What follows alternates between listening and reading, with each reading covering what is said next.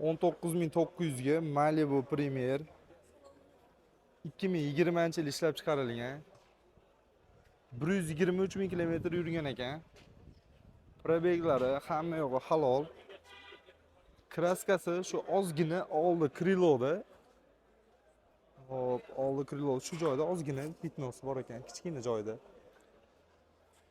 Salonning holatlariga keladigan bo'lsak, salon holatlari ham chiroyli holatda minilgan ekan. Narxlarga nima bo'lyapti akalar? Narxi qiziqmi? Kimga qiziq bo'lsa, to'liq ma'lumotni videoda ostiga joylaymiz. Bizni kuzatishda davom eting.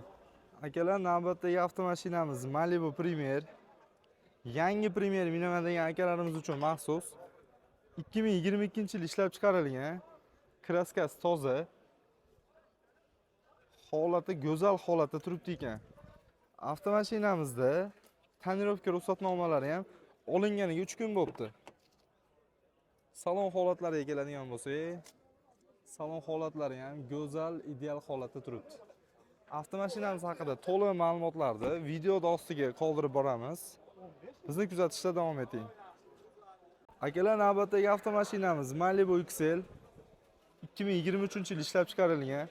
Kraskasi toza, 4 ta yangi yumshoq Nexon ballonlari ham bor ekan.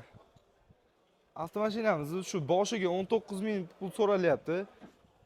Qolganiga foizsiz bo'lib to'lash sharti bilan krediti bor ekan.